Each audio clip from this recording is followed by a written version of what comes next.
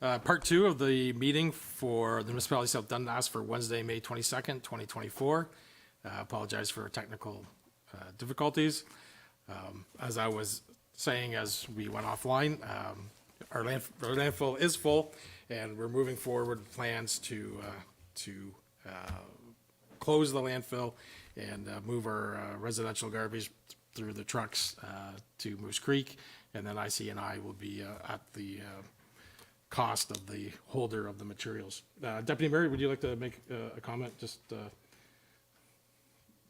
because we got cut off just with Yeah, no, sure. No. I mean, I was just saying that I support this report going forward. I understand that our agriculture communities is one of our largest employers, but I think I just need to set aside the reality of our landfill that's full. And unless we deviate now, and I just believe it should be all IC&I, including agriculture, that should be diverted to GFL as per the report. Cool. And I think certainly at any times when we create the standard for the transfer station, we can incorporate any standards or thoughts into that. So if we wanted at one time to accept something as that we're going to pay to transfer, we could. So it's not like forever, as we design the bylaws around the transfer station, what we accept, what the costs are, we could revisit any type of materials we wanted to accept at that point. Yeah. Councilor Ward? So thank you, Mayor. So I guess I went a little off topic because this is more just about the agreement with GFL, so I apologize to staff, but I just wanted to make sure I understood the IC&I component, and I think as long as council's willing to revisit that when we get to the transfer station point, I think that would be fair, and I'm okay with moving forward with this recommendation specific to GFL. So I just wanted clarification on that, so thank you. Sure, and I think that's really fair point that we can really dive into what other municipalities are doing and what we should do for what type of business we have. Okay? Further discussion? Okay, so then we do have a motion that the Council of South Dundas execute an agreement between GFL Environmental Inc. and the municipality of South Dundas for the purpose of waste disposal services, and further, the municipality of South Dundas no longer accepts industrial, commercial, and industrial waste called IC&I at the Matilda landfill effective July 1st, 2024. Moved by Councilor Ward, seconded by Councilor Vino. All in favor? Carried. Thank you very much. Okay, moving to action request 6B. Consolidation lot development. Stephanie Moran, County Planner, SG Planner. Welcome, Stephanie. Good evening, Council. Thank you. The municipality received an application to consolidate 2 lots, and we brought this as part of a housekeeping amendment into the zoning bylaw previously. So essentially, these 2 properties are owned by Ms. Karen Oderkirk. They're currently separately developed as 2 residential properties, and the landowner is looking to renovate one into a detached garage. So under the provisions of the zoning bylaw, an accessory building cannot be the main use of a property. So the landowners agreed to enter into this consolidated lot development agreement, which essentially for development purposes says that these 2 properties are bound together by this agreement and are to be developed as and used as one.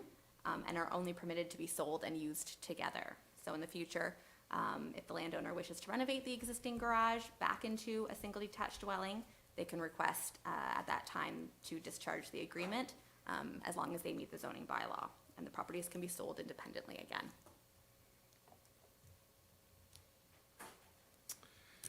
Questions, comments? Like straightforward, and as a new bylaw, this is interesting how we have one already come forward on this one. Okay, I have a motion that council approve bylaw 2024-39, a bylaw to enter into a consolidated lot development agreement with Karen Oderkirk. Motion, Councilor Vino, seconded by Councilor Ward. All in favor? Carried. Thank you very much, Ms. Moran. Okay, 6C, Capital Roads Reconstruction. Manager Hyman.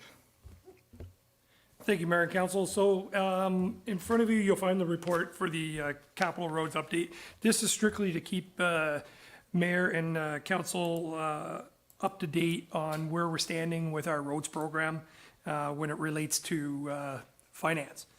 So during budget time, I presented said roads which needed some form of remediation, repair, alteration. Those were Chest Road, Robertson Road, Richmeyer Road, Dr. Stevens, Shaver, Pages Corners, and Kugler Road. We utilized the SDG counties through their joint tendering to try to secure the best price available based off of volume, just the large volume, hoping to get a better cost. So within the above proposed roads, there was a component for the project which involved joint tendering with SDG counties for the purchase of thin lift asphalt, scratch pad asphalt of 10 millimeters thick, and gravel shouldering and corrugated steel pipe. The 2024 budget I presented using estimated costs for the 25 mil lift and the 10 millimeter lift, $140 per metric ton, gravel shouldering at $26 per ton, and the culverts varied based off of the diameter of the pipe. South Dundas unfortunately received higher than previously budgeted dollar values for the asphalt portion of the project, whereas culverts came in slightly lower. So my recommendation at this time is to proceed with the project as approved during budgets. Staff are anticipating some cost savings for granular, which will be needed for the culvert portion of the project. Schedule A is a revised costing of the 2024 road program using prices returned by tender and shows an overall potential deficit of $72,000. So if we fast forward to the budget implications, that at that time of budgets, the expenditure for roadways was 1.06 million as of February 4th. Through the sidewalk replacement tender, we received great pricing with a cost savings of 73,000 for that project. So with that savings of 73,000 put against this overage, we came out at a zero difference based off of the reporting which we're presenting today, off of the spreadsheet, which you can see on the screen. It offers a breakdown of each road, and at this time, I can answer any questions which you may have. Thank you, Manager Hyman. Appreciate during budgeting times, we take the best estimates we have in front of us, and we win some, we lose some in this case. So glad to hear at least you've come forward with a plan with the savings and then with the expenditures. Questions or comments from council? Councillor Smith. Yeah, through you, Mayor Broad. This is for Manager Hyman. I went over your two options that you had there. There was option one, option two. The option two one was eliminating the 900 meters of asphalt paving on Pages Corners Road. If we did that, I just want to ask this question. So if we look on the estimate, or sorry, on the tender there, if you go under the Pages Corner, the price per metric ton for the asphalt was actually pretty close to our target of 142 a ton versus 140. So if we shortened up the length, the ones that went way over were like the shorter roads, like the ones that are only 350 meters and stuff like that. Those are the ones that were way over our expected target. So if we go back to the contractor and say, we're going to shorten up, take a kilometer or so off of Pages Corner Road, is the contractor going to come back to us and say, okay, well, that's going to increase that price from 142 up to something else because now that road is shorter? Just curious. Manager Hyman. So through you, Mayor Broad, to Councillor Smith, no, that will not impact. As part of the contract, we can pick and choose which roads we choose to do, and that's the unit rate against that said road. The reason why it came in at 142 versus 140 is the fact that it is a straight line. It is if I can look at my numbers, it's almost 3 kilometers in length, which makes it nice and easy to operate on that type of surface. So the budget which I'm presenting right today, that's to do every road as identified in the tender, as I did at budget time. So. Okay. And another question I had was, the current road surfaces are not going to be pulverized, correct? They're just going to have like the scratch coat over, like to level out, like fill in some potholes and stuff like that, then the lift over top. Is that correct? So through you, Mayor Broad. So yeah, so what we plan on doing is we're We're changing any of the culverts that are defective. Yep. And then we go in and that 10 millimeter lift is to eliminate any potholes or wheel rutting so that it's a smooth surface. And then the 25 mil lift, which is the 1 inch, laid at 1.5 inches, compressed to 1 inch, will be true HL2, HL3 asphalt, which will be its final wear course. So there'll be no pulverization involved. Okay. Other questions or comments? Okay, seeing none, I do have a motion that the Council Municipality of South Dundas accept report TS 2024-06 to proceed with the capital roads program as previously presented during budget deliberations, and that the manager of transportation be authorized to sign all necessary documents to give effect to the contract. Councillor Ward, seconded by Councillor Smith, all in favor? Carried. Thank you, Manager Hyman. Glad to see, you know, we have a plan to complete all the roads that we wanted to complete. As people that live on that road will be appreciative of that, and we can work on others next year. Thank you. Okay, bylaws, under 7A, 2024-34, mobile truck bylaw. We'll start with Clerk LeBrun. Thank you, Mayor Broad, and through you, Council. Before you tonight is a mobile food premise bylaw. Although this is a new bylaw to the municipality, mobile food trucks were regulated under the transient bylaw previously. And we've been working together to update this bylaw based on some feedback we got last summer on some food trucks on municipal property, and also some feedback that we received from the Economic and Community Development Committee. So before you is a new bylaw that would regulate the mobile food premises in South Dundas. There are some highlights to this policy that I'd like to mention. So one of the conditions under this bylaw is to permit with written consent food trucks that can be on municipal property. So that will allow council to decide if they want to accept certain food truck applications to be set up in open space or at our parks or waterfront. The key to that is written permission, so we're still gonna ask that it comes through council, so it's a decision of council. Another highlight that I'd like to bring to your attention is that so we know that there's a lot of events that happen throughout the summer, and it's not always, I guess, doable to get a license or a license if you're coming for 1 day, 2 days, you know, if it's Canada Day, Apple Fest, Harvest Fest. So what we included in the bylaw is that any mobile food premise that is to be erected for a period of less than 4 days, or used in conjunction with a special event is not subject to obtaining a mobile food license. So this just will allow for these special events to occur without, I guess, putting up the red tape for the food trucks that want to come in for a weekend.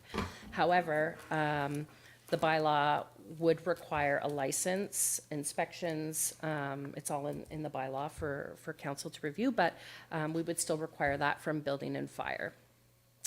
And council may also authorize the issuance of a mobile food premise license to a nonprofit or volunteer organization, subject to any regulations or rules, so that, and council can decide if the license fee is waived. So that would be a decision of council as well.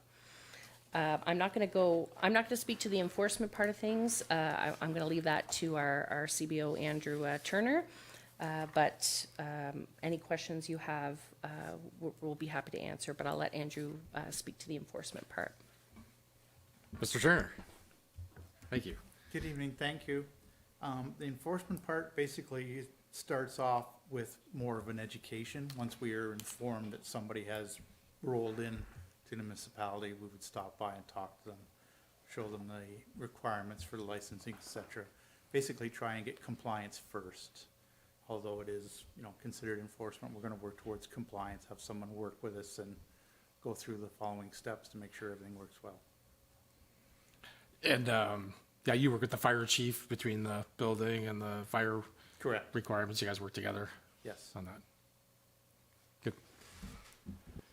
Questions from the Councillor Ward? Thanks, Mayor. So I just more have a comment. I think the bylaw is great. I appreciate staff's time. I'm sure it took a while to get to this point.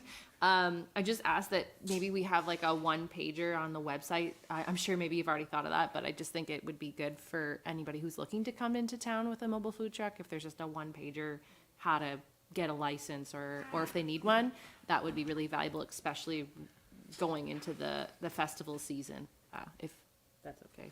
Yeah, no, and I think that's maybe something between staff and then the economic development and community and the committee we can look at too. Get the copies and then bring back maybe a a somewhat finalized one pager advertising, et cetera, so that we can get that out there for sure.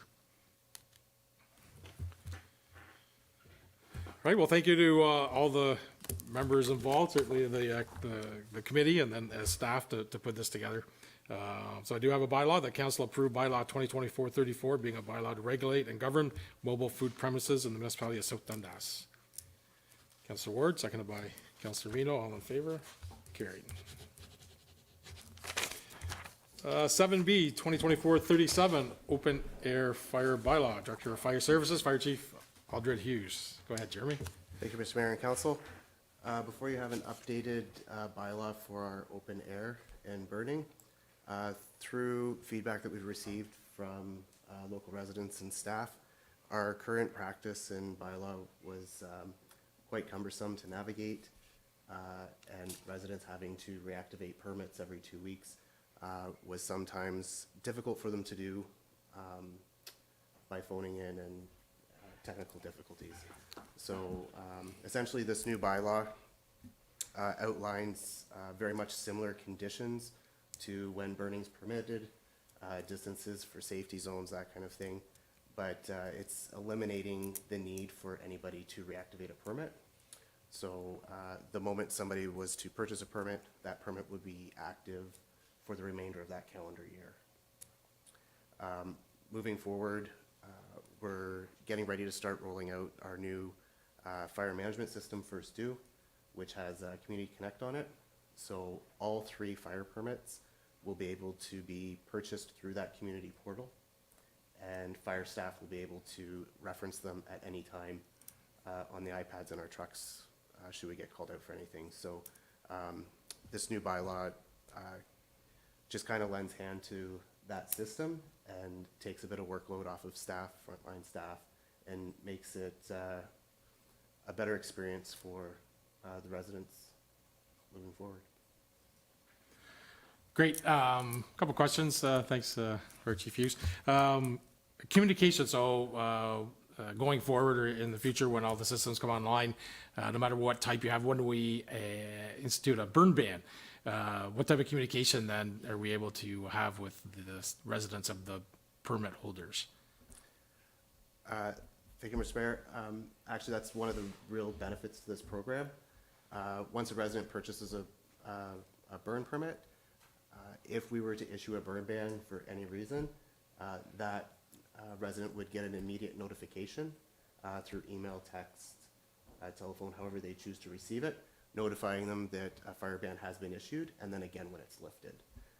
Also, if we do initiate a fire ban, the program will not allow fire permits to be purchased during that time. Very good. Other questions, comments? Deputy Mayor? Yeah, thank you, Mayor Broad. I'm just looking at your, the maps, and it looks like we just carried forward the old maps into the new bylaw for recreational fire zones. Is that correct? Yeah. That's correct. Yes. Okay, so I'm just wondering about Morrisburg. We have a new development that's come on board in the last couple of years, Dutch Metals. I mean, the lots are fairly, smaller lots, more density. I'm just wondering if that area shouldn't have been included in the, into the map.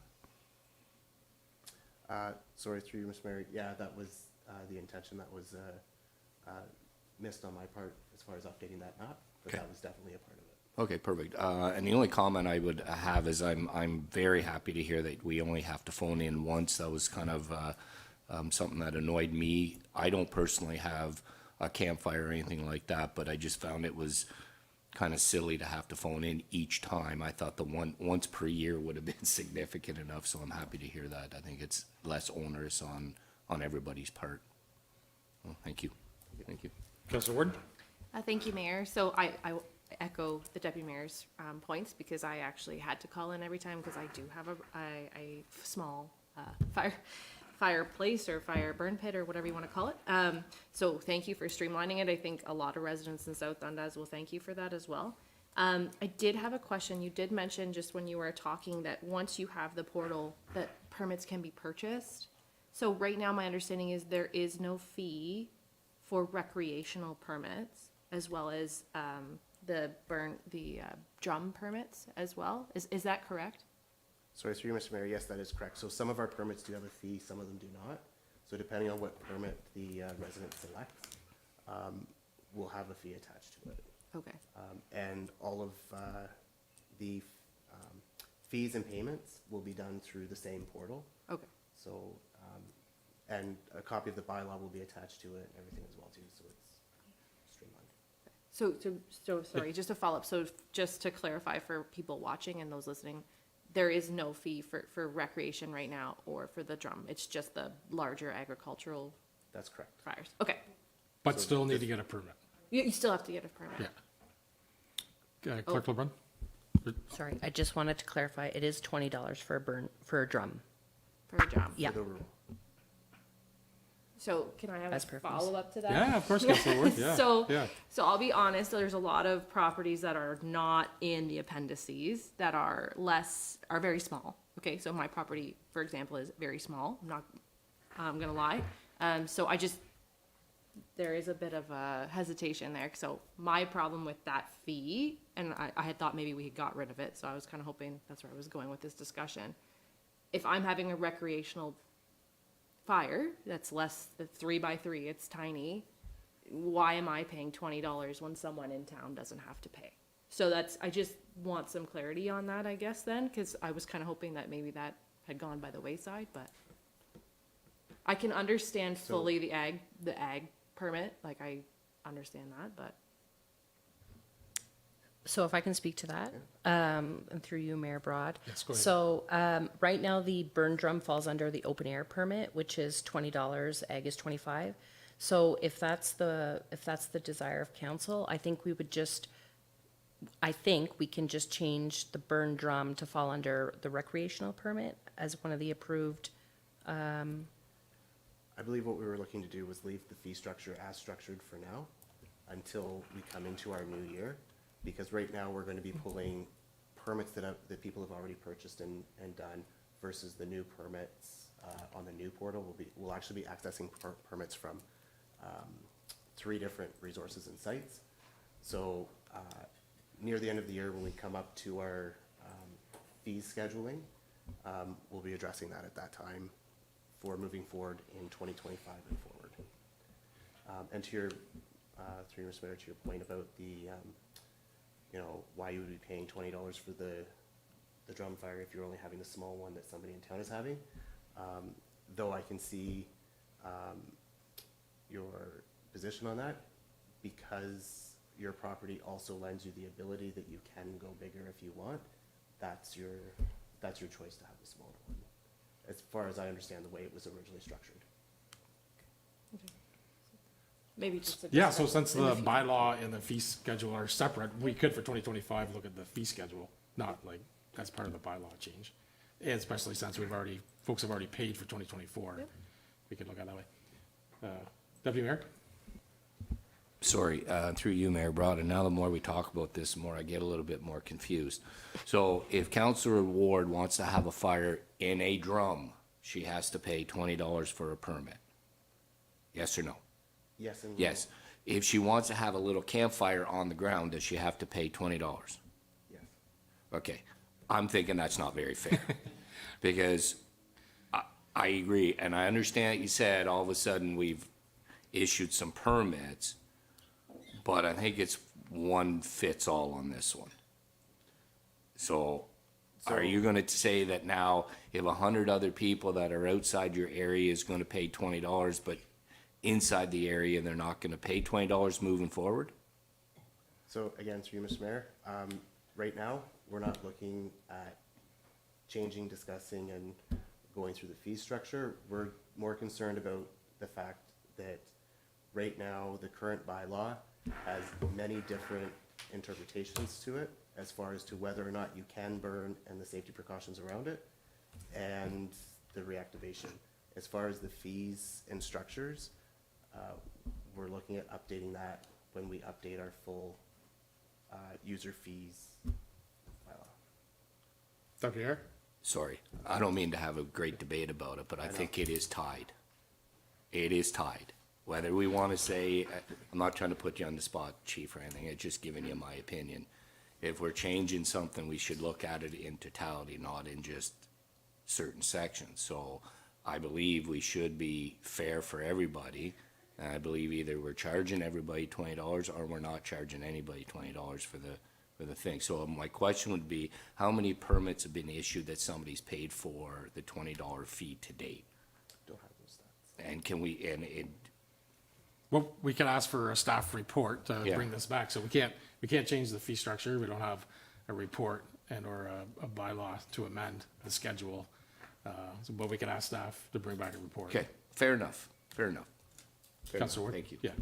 I think maybe to the deputy mayor's point, I see where he's coming from, because when I read this bylaw, just to the bylaw, not about the fees. So we're specifically saying if you're not in an urban area, you are a rural fire permit, which right now you need to pay $20 for.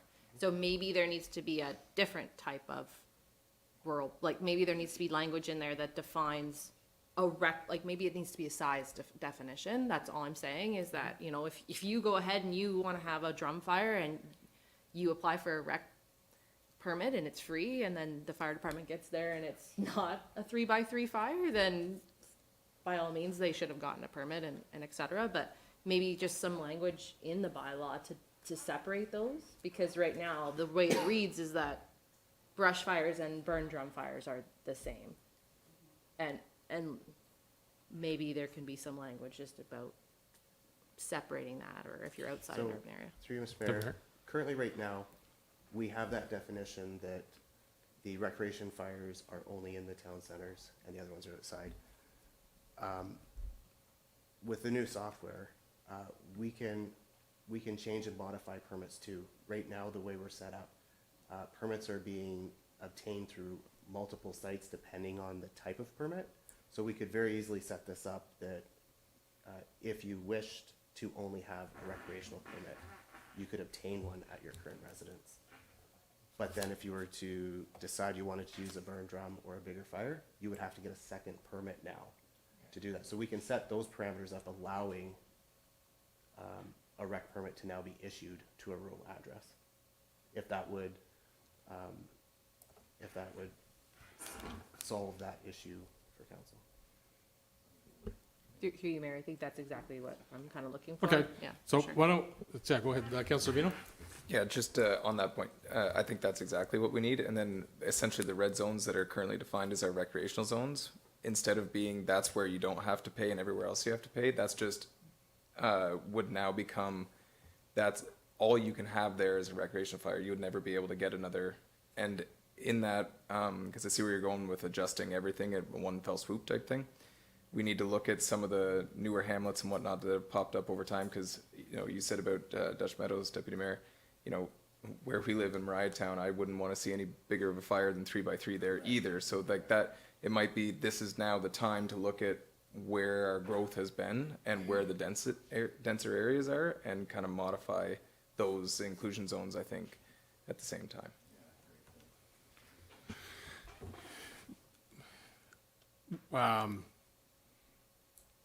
Would Clerk LeBrun? I have a suggestion, but I'll hear your point first. No, so I was just thinking, we've heard a lot of great conversation, and I think for the fire chief, Director Eldred Hughes, I think everybody's very supportive of making changes, but I think there's more changes to make. I think we're excited to make more changes, so we can either defer and come back with more details. At this point, I think it's a detrimental one. But do we want to avoid the call-ins? We can also pass this one and then bring amendments back. So those are my two options we're going to throw out there, but CO Mills. Okay, so through you, Mr. Mayor. The defer, well, we've been talking about this for a few minutes Yeah. here on the sidebar, to defer. But just to keep in mind for council that the purpose of bringing this forward, and, you know, I'm being eyed at the back by the staff who, we've been talking about this for 11 and a half months since Right. I've been here. And rightly so. So we want to save constituents time, and we want to save staff time. That's a double win.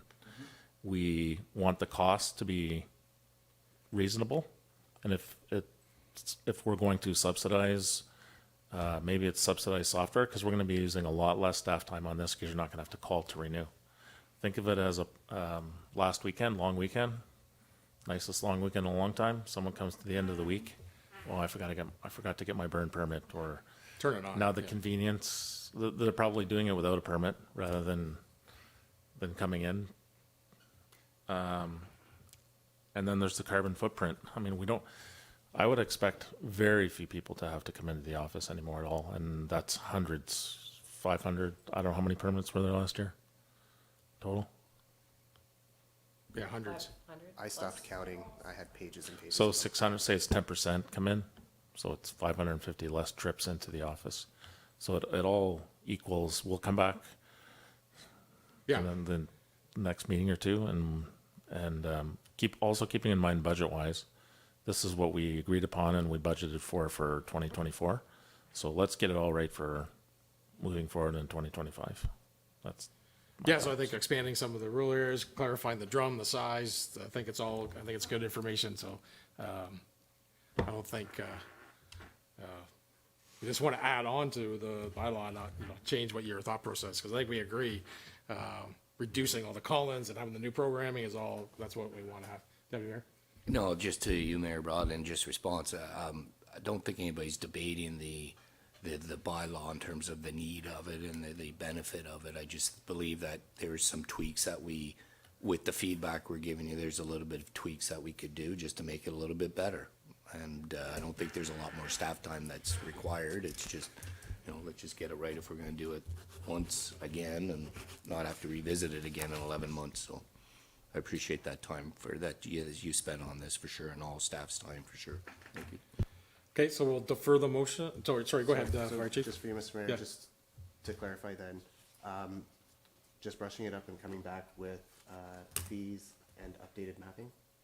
And just the clarification on the drum versus the rec Okay. for the non-urban areas we call out, just make sure the wording is correct. So another part of this was eliminating our current penalties.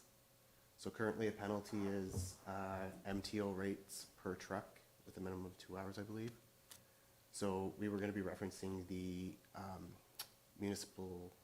the AMPS bylaw with a schedule for new penalties. Would council like to see that at the next session as well with that? I'd like to see it just because if we're gonna be allowing people outside of the current recreational fire zones to have a 3x3 fire, and then we show up and they have a massive brush fire going, well, there has to be a method to reprimand, and I think it would be good for the public to know what that potentially could be if they do something that's not, Right. that Yep, they're not supposed to. I think include that then. Okay, we'll bring all that. Okay, thank you. Okay, so we'll defer the motion for the next meeting.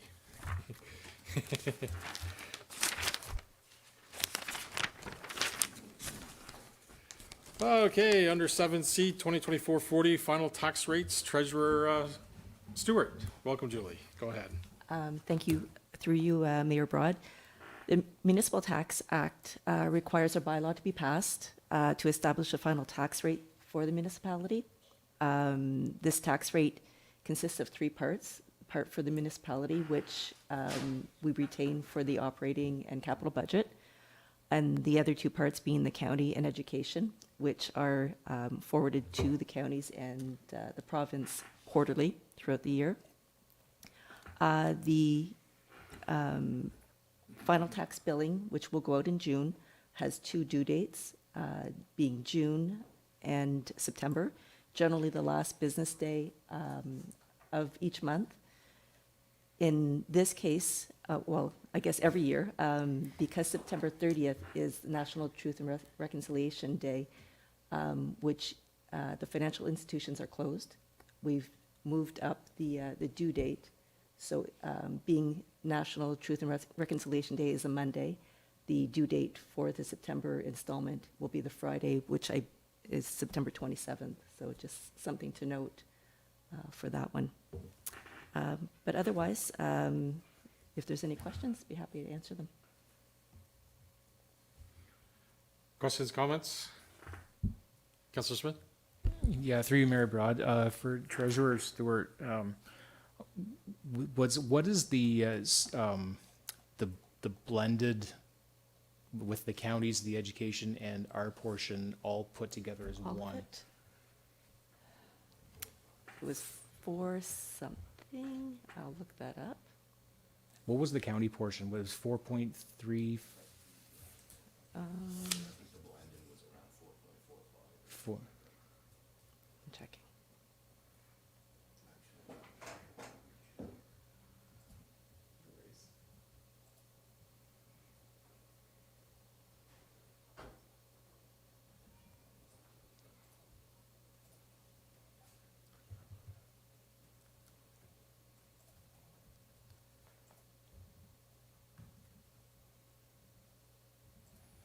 Sorry to put you on the spot. I should have asked this one before. It's okay.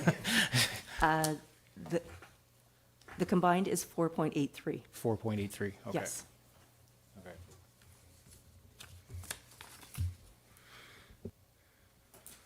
Very good. Any other questions? Seeing none, I have a motion that bylaw 2024-40, being a bylaw to establish the 2024 municipal tax rates, be read in open council, signed and sealed, moved by Councillor Vino, seconded by Councillor Ward. All in favor? Carried. Thank you, Treasurer Stewart. Back to Manager Hyman on 7D 2024-41, supply of granular bylaw. Thank you, Mayor and Council. So back to the fun stuff. So in front of you, you'll find the results of the tender which we issued for the supply of granular. The supply of granular is broken into 2 parts. One part is for 5/8 stone delivered. That's for our maintenance program on our gravel roads.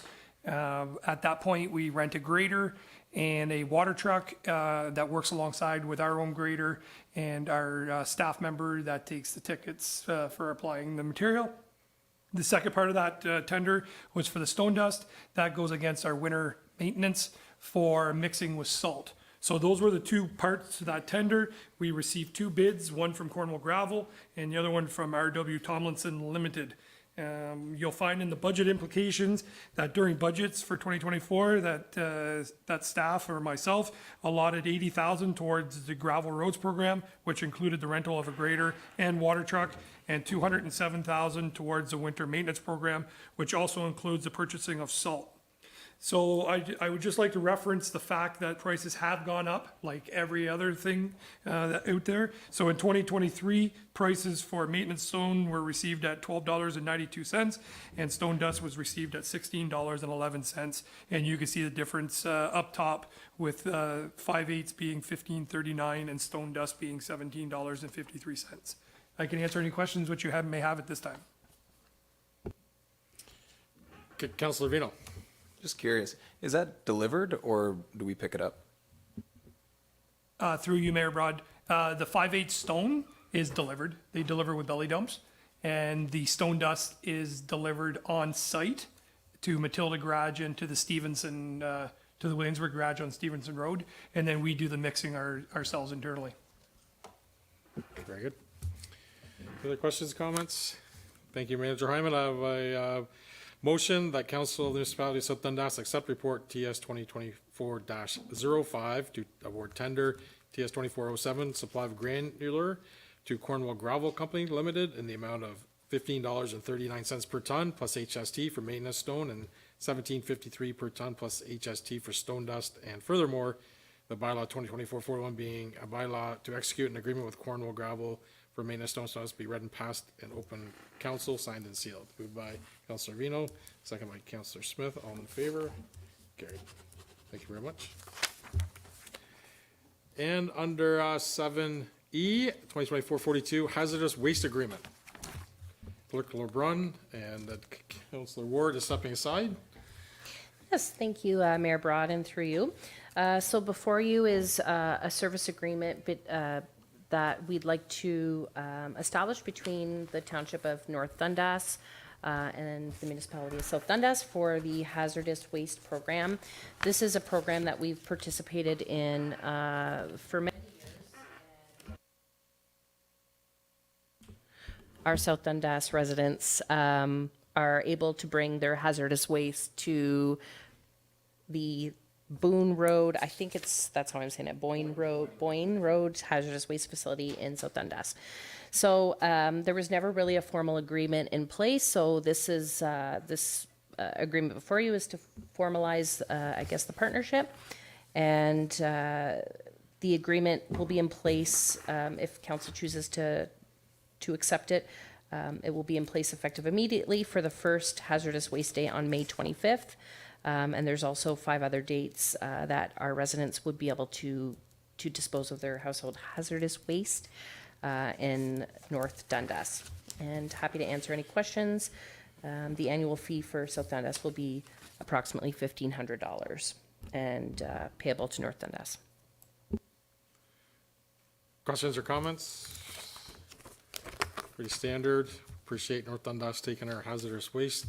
Motion that council approve bylaw 2024-42 to enter into a service agreement with the Township of North Dundas for hazardous material waste program. Deputy Mayor St. Pierre, seconded by Councillor Smith. All in favor? Carried. Deputy Mayor, would you mind getting Danielle? She can figure out we're done. Pass that to her. Okay. Moving into boards and committees. So first up, Economic, Community, and Development meeting was on May the 14th. I have several meetings I was at. I have several pieces of paper here. So we had a great meeting. We had Director Jansen come as a delegation and discuss with the committee about all the parks and facilities that the team manages. To get a good understanding from a tourist standpoint and economic what we has and what the work he takes under between the 26 parks and the 26 buildings and 200 acres of grass to cut, et cetera. So we had a good session with Director Jansen. And second delegation, we had Dr. Marilyn Crabtree come as the committee's been really working on discussing doctor medical recruitment activities, you know, what's gone on, what's happening with St. Lawrence Medical Center, the history of Iroquois, the history of Morrisburg, Ingleside. Currently, this committee doesn't have a committee on doctor recruitment like the last council did, but we have talked with South Stormont about re-engaging and being part, you know, as that committee to make sure that we're doing what we can on our side for that. And we really feel that our position is we're the sellers, we're the advertisers, we're the promotional people to help with the doctors when they're recruiting doctors to come.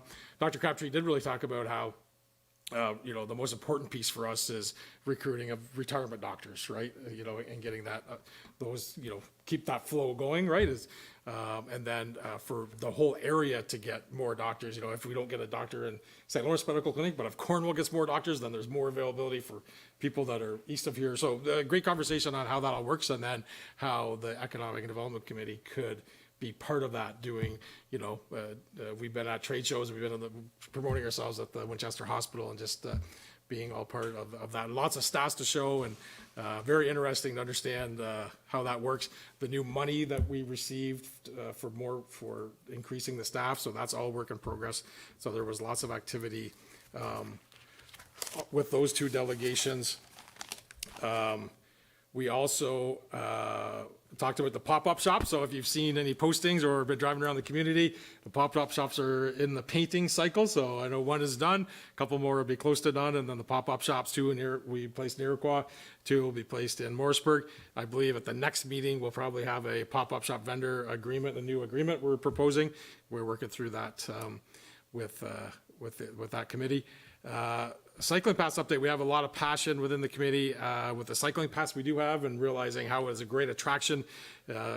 15,000 cyclists travel through South Dundas one way or another a year. Where we have some cycling enthusiasts that have come forward and like to do more signage and painting. So we had a conference call today actually with the Great Water Trail group. So just things are ongoing with that. So that was really good.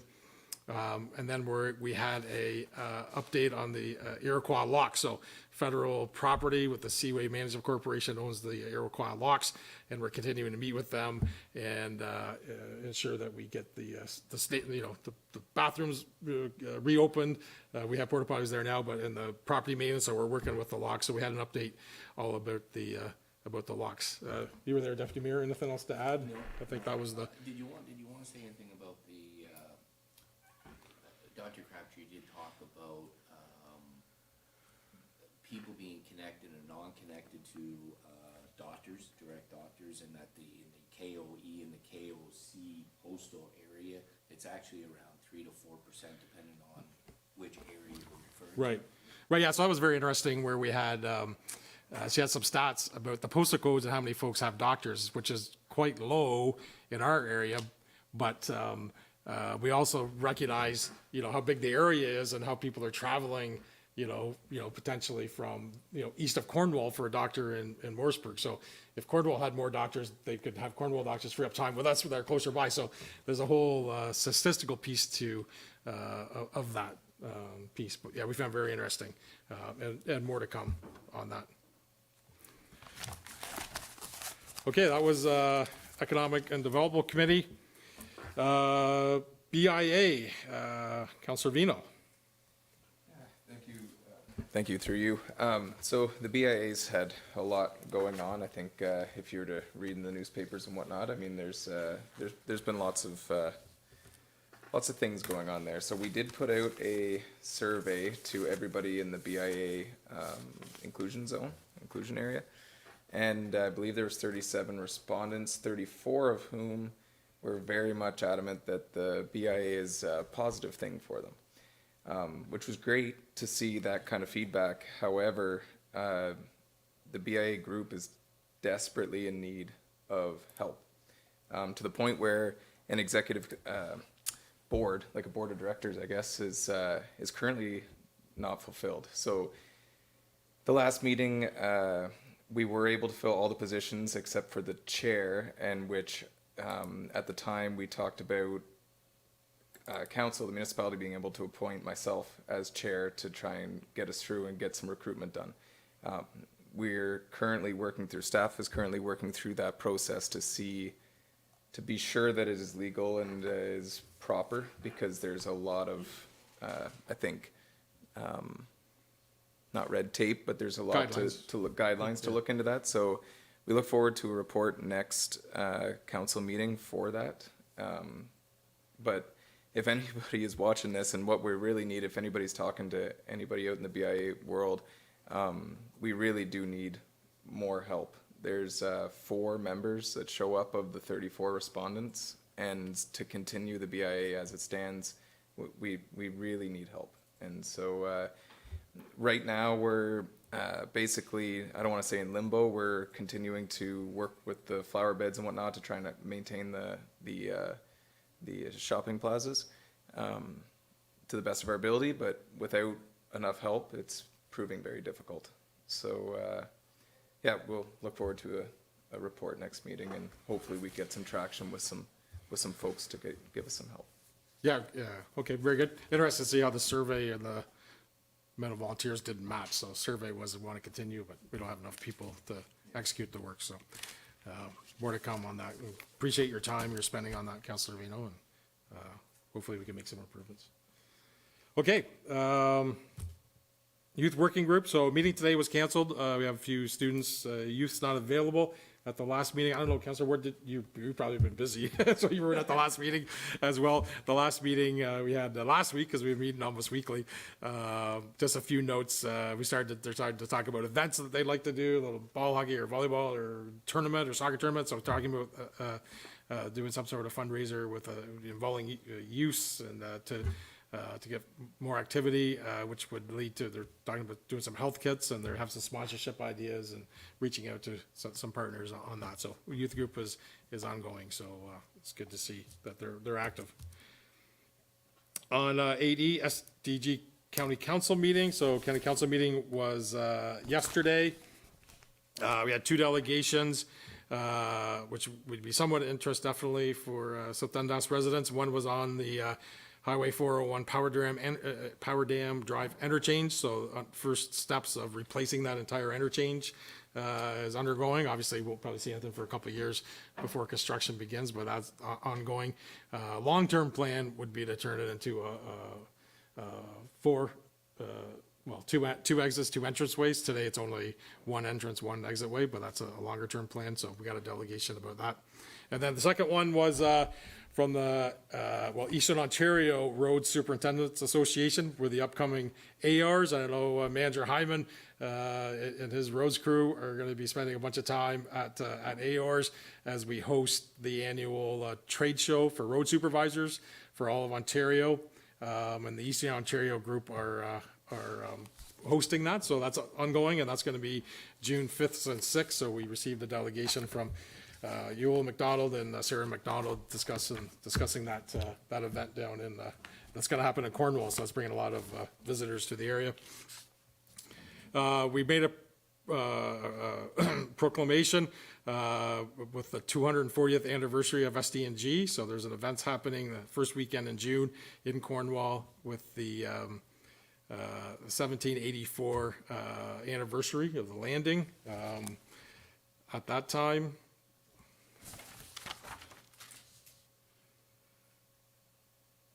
I think the only real other piece of information at the county level from the meeting was SDG did announce, the library group did announce SDG Reads for 2024.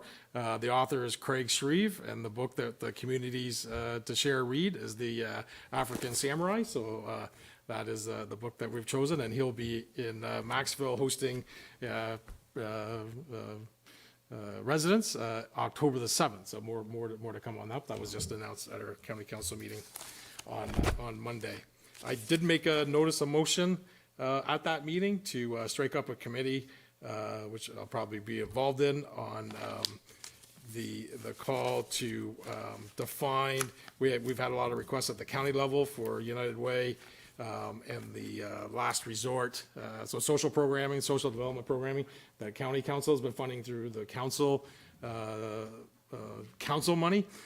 So we want to strike up a committee to see, and give a report on what we should be funding, or comments on that. Let the council decide what we should be funding, but making sure that we have good coverage. We're meeting the needs of what the problems are right there. And if there's overlap, where can we make sure we hit on that? So that may be forthcoming. Anything else to add, Deputy Mayor? Yeah, Mayor Broad, the only other thing I think you didn't mention about Jeff Mann. Oh, yes, sorry. Yes. Education Committee update. He gave us a delegation just on where we're at. I sit on that board. And what Jeff was saying, or Chair Manley was saying, is that he has reached out to the various school boards to get some data information and to make them aware that there is a board that's been created, and we're looking to work with the different school boards and to ensure that the viability of our rural schools are viable and continue to be viable. One of the things we talked about again was creating some community hubs. And have an opportunity to use the facilities. And part of the discussion was about daycares going into more schools and having that as a positive. So we did discuss some of that. The board will be hearing from Cam Jones, the same gentleman from Upper Canada School Board that came to our delegation. He will be coming to county council at some point in time. So it was a good delegate. Other than that, Mayor Broad, I think you've hit everything. Also at the county level, also mentioned that on Friday in Longsu, the House of Lazarus hosted an SDNG housing summit. It was attended by 100 people. They had 20 speakers. myself, Director Jansen, well, Stephanie was there. We had some good reputation from South Dundas, with 20 speakers, moving quickly through slides and conversations and Q&As on housing situation overall from a United Way standpoint, the House of Lazarus. We talked about the warming center, how we fundraise money.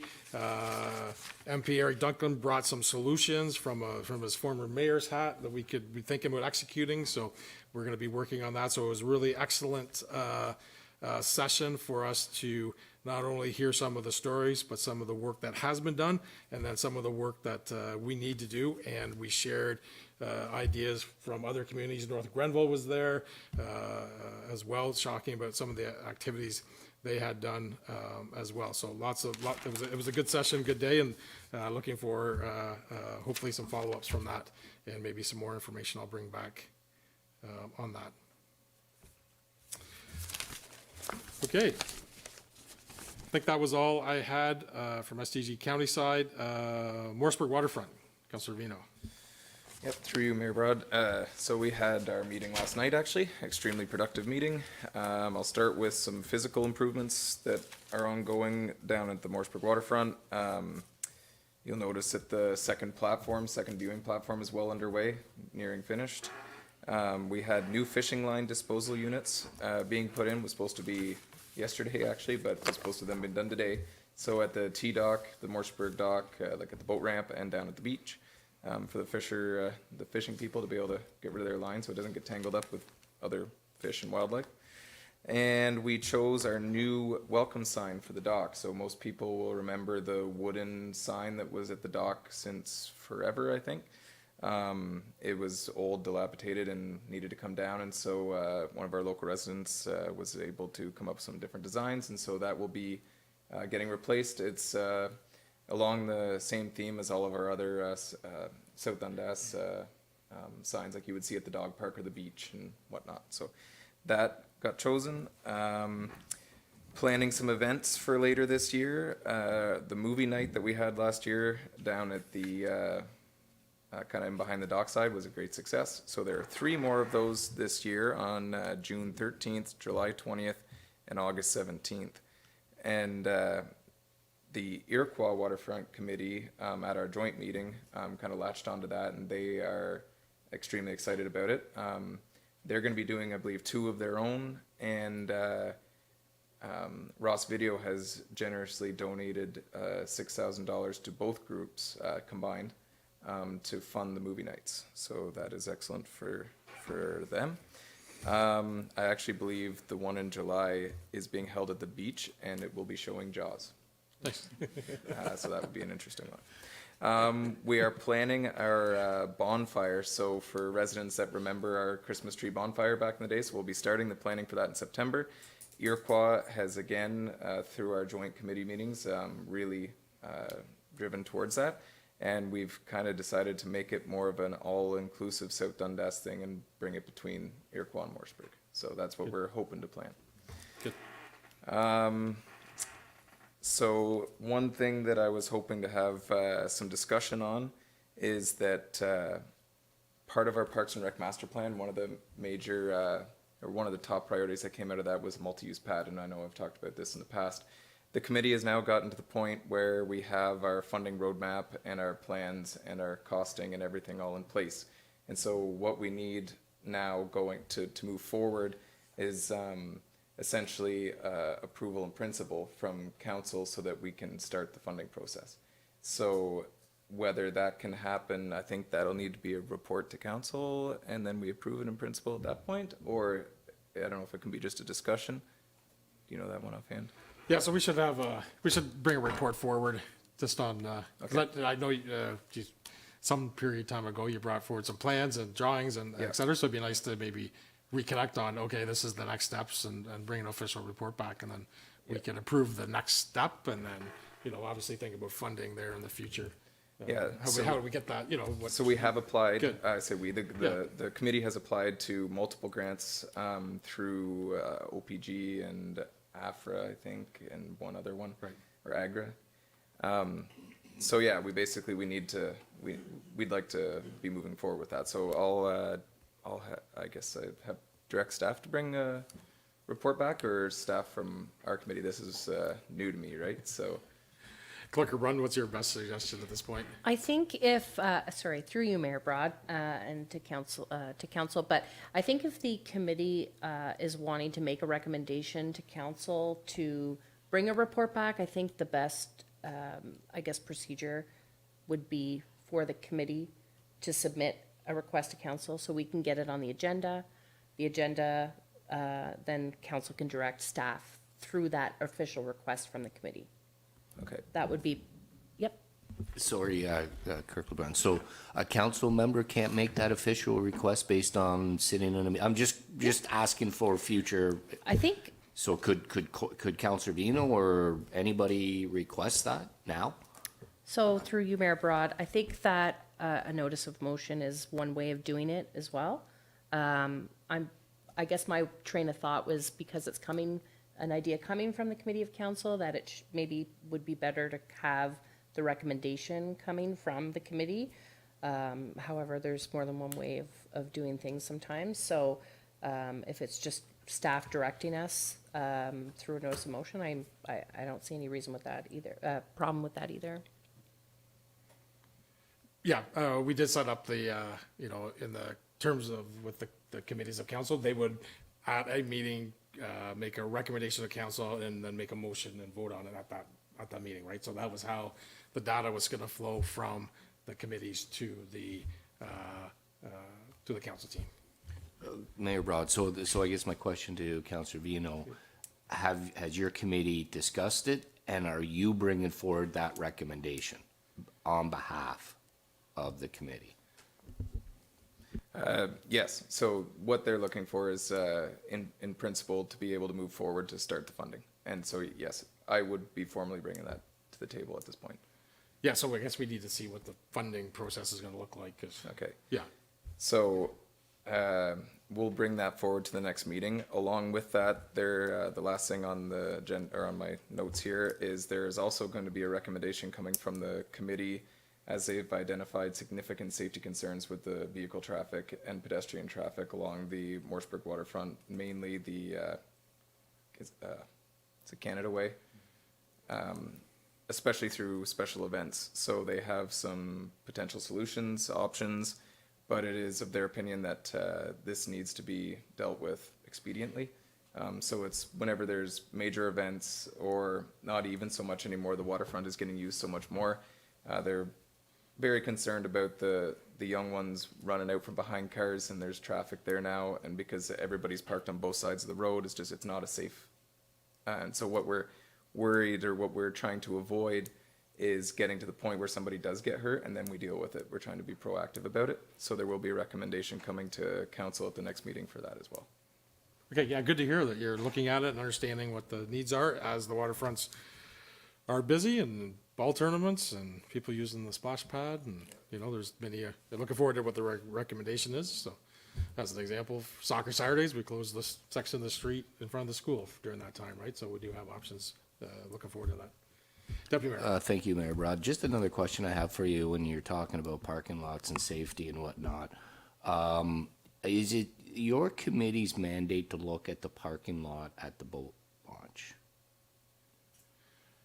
I believe the boat launch is on the waterfront, yes. So Okay. I think that would fall under our mandate. So can somebody, other council member, make a request for another committee to Absolutely. look at that? Because I think there's a couple quick wins there to be able to get the boats in and out better and have parking for the boats and have parking for the cars.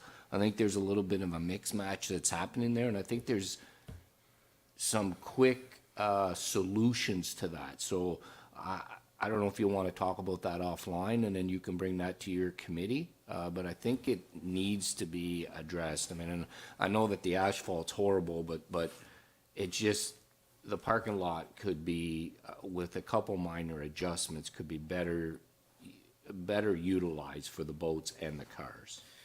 Yeah, certainly. So we have had some discussions around that, again, from the safety side. Most know that I'm an avid boater, and so this is a passionate part for me. I mean, I launched on the weekend, and lots of people walking behind my boat trailer as I'm backing up towards the ramp, and you know, you can't see them. So I think trying to get the pedestrians and passer through traffic away from the active boat launch is something that we need to work on. So yes, I would love to hear your thoughts on that one, and we can work through that. Yep, thank you.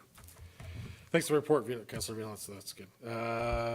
York Waterfront, Deputy Mayor. Yeah, thank you, Mayor Brown. Just very quickly, I was away at the last meeting, but Councilor Vino talked about the movie nights. We've got about 4 dates that we're trying to select, so we're going to select two out of the 4.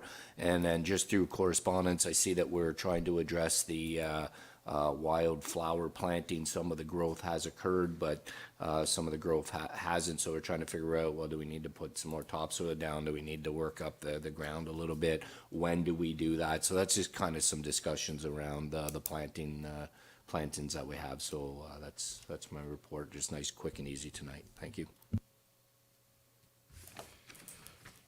Okay, I think that's it for all the boards and committee meetings. Oh, Councilor Smith? Yeah, thank you, Mayor Broad. I did have a South Nation Okay, meeting very good. on May the 16th. A few notes from that. South Nation always seems to be able to score a lot of funding and grant money, and they were able to get a grant from Natural Resources Canada for $440,000 for a couple different projects. We got another one for $38,000 from Emergency Management Ontario to purchase a drone to aid in flood forecasting and measuring ice levels in Ottawa River and things like that. This spring, South Nation, their tree planting crew planted 174,400 trees. It was one of the most successful spring planting seasons they've had. About 6 weeks from the beginning of April till mid-May. That's a lot of trees. And also, there was about, in the municipal free tree giveaway, there was about 1,500 total trees that were given away through that program to the various municipalities. I think we got 75 or something like that. I think that's all I had. Yeah. Deputy Mayor, yes, thank you, Councilor Smith. Oh, No, no, that's right, okay. Thank you. I just want to give a quick update on the community improvement program. I know Tia's here. We're going to be looking at opening applications soon. I believe we've landed on the June 3rd date.